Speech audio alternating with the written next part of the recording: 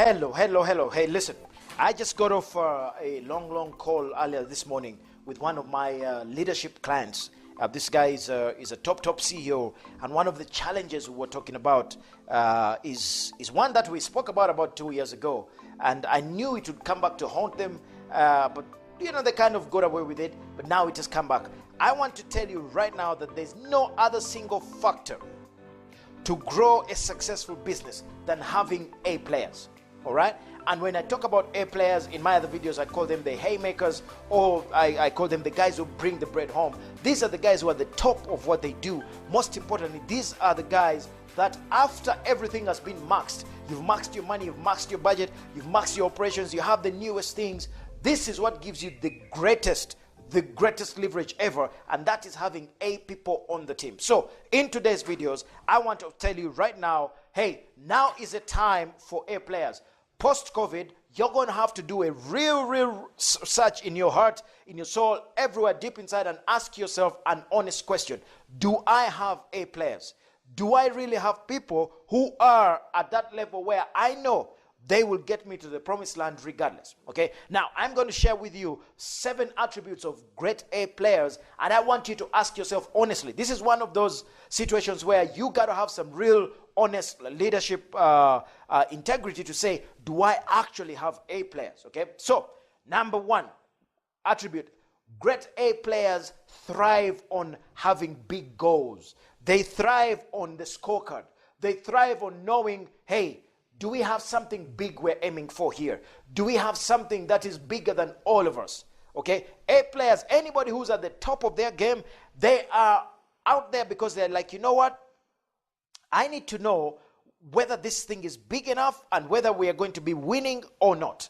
Without them having big goals, they don't feel like they're part of anything. You can't keep them. That is why most companies or leaders who are not strong enough will lose certain people, because they are not seeing themselves as being part of something big, but most importantly, something that gives them the ability to win. Okay, that is a big time attribute. So ask yourself a question: do I have A players who thrive on big goals? These are guys who are always saying, hey, what is the next big thing? They don't like to do small things. No, they like big things. Okay, they like to know that they're part of something bigger. They like to know they're part of something that is going to be helping them to win. All right, most importantly, they like to know, are they winning, are they losing? That is very crucial as well. All right, number 2, A players, or what we call the stackers, are people who, they don't depend on motivation. Actually, motivation is for amateurs, if you ask me. Okay, motivation is these guys don't depend on you coming and giving them a good pep talk and saying, hey guys, you can do it. No, these are guys where their motivation is internal. These are guys where they're inspired from inside. They're inspired being part of something big, something amazing. Their motivation is not the perks and how much money you give them. No, their motivation is deep inside, as in they have a real conviction about what they're doing and that it makes a big time difference in the world.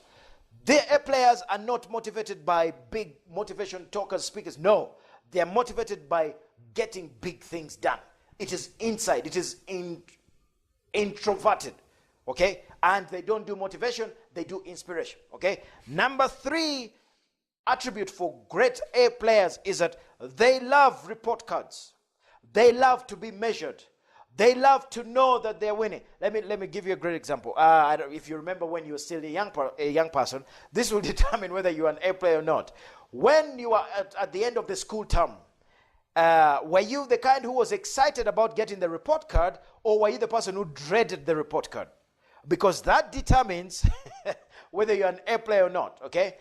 If you remember the A students, the guys who are in school who really wanted to know that they were doing well, they were eager for the end of term report. By the way, I was one of those who kind of dreaded it a bit, but I had to learn that, hey, you know what? You got to know what's going on. But were you the kind of person who used to look forward to the A report, or were you the kind of person who was like, I'm not sure if I really want to get this report card? Or were you the person who would pray that the report cards were late so that you went back home and bought yourself 2-3 weeks of harmony before the report card came? Now, it is the same thing in life with A players. They love the report card. They love to know that they're winning.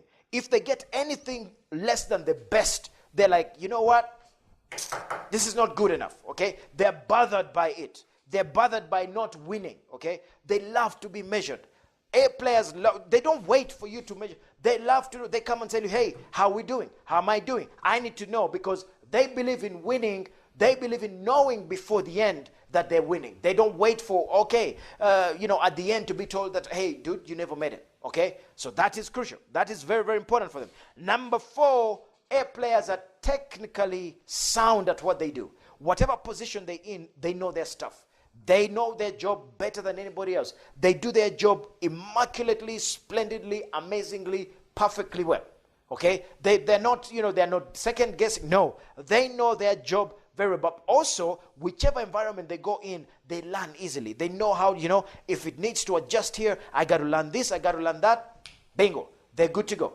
A players will come in, they will be, they're smooth to work with. They're amazing to work with. When you work with people like this, it makes your life so easy, but you all enjoy what you're doing because they're doing what they love to do.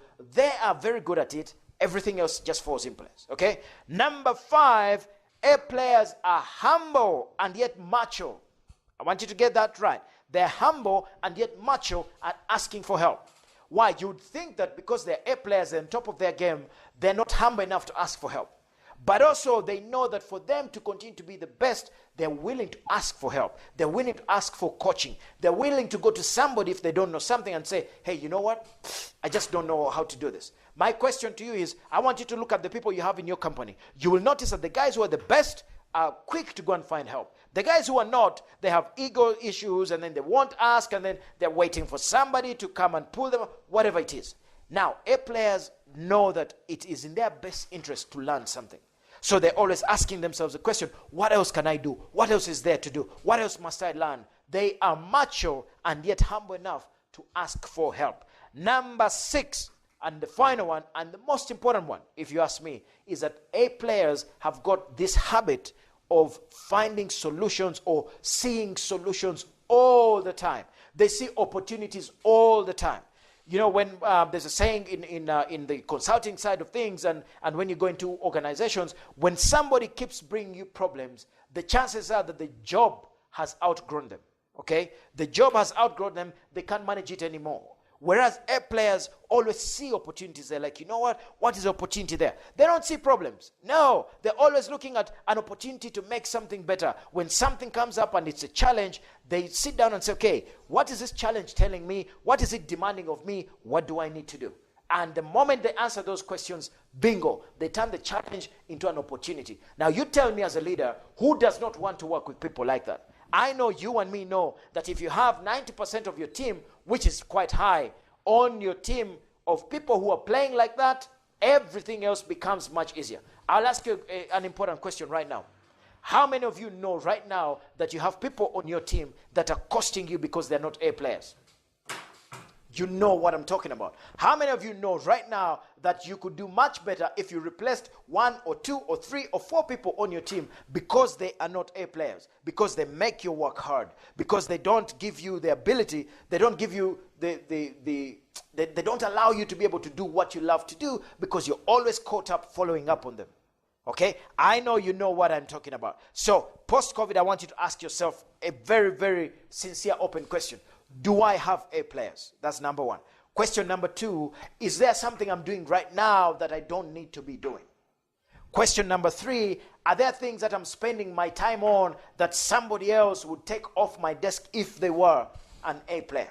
Okay? And number 4, what is it going to take for me to be courageous enough to say, you know what? It has been a great run, but guess what? You cannot take me where I need to go. Therefore, it is time for us to go. I will leave you with a great quote, which is not a great quote, but a bonus point here for A players. They hate losing. Bonus point, they hate losing with a passion. Losing is not, when things get bad and they're not, these are guys who will stay up late and come in early because they're like, you know what? Losing is not for me. Why? Because they're A players. So, get out there, look at your team, do a self-assessment and ask yourself a question. Are these the guys to get me to the next level or are they not? Because the answer to that will determine your success and your ability to leverage your resources to go to the next level. So until next time, understand that leadership is about inspiring people to go to places they've never been. Until then, I want you to live strong and have the audacity to live life on your terms. See you soon. Bye-bye.